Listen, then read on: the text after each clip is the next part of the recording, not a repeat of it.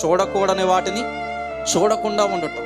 యూట్యూబ్లో short videos వస్తూ ఉంటాయి, ఫేస్బుక్లో, సోషల్ మీడియాలో మనకి అవసరత లేని వీడియోస్ మనకు అగ్గుపడుతూ ఉంటాయి. మనం మంచిదాని కొరకు సెర్చ్ చేస్తూ ఉన్నప్పుడు, కొన్నిసార్లు నేను మంచిదాని కొరకు సెర్చ్ చేస్తూ ఉన్నప్పుడు పనికిమాలిన వస్తూ ఉంటాయి, అని చెప్పి కొడతాను.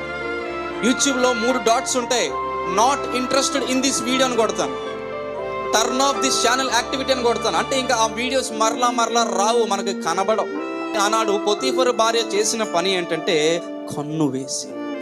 ఒకవేళ ప్రభువే నీ పక్కన ఉన్నాడు అనుకో, నువ్వు చూస్తుంది నీతో పాటు ప్రభు చూస్తున్నాడు అనుకో, చూస్తున్న వీడియో ప్రభు చూడకూడనిదిగా ఉందా, ప్రభు చూసేదిగా ఉందా అనేది ఆలోచిస్తే మనకు అర్థమైపోతుంది.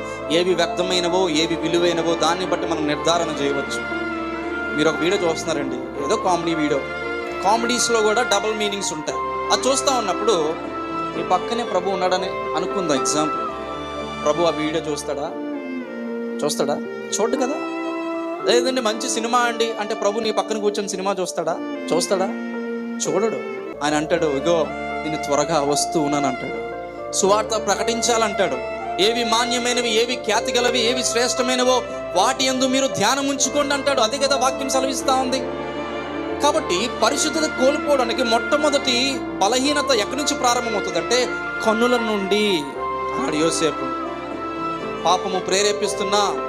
పాపము మనుషులు ప్రేరేపిస్తున్నా ఒప్పక. అక్కడ ఒక మాట పరిశుద్ధాత్మ దేవుడు రాయించాడు.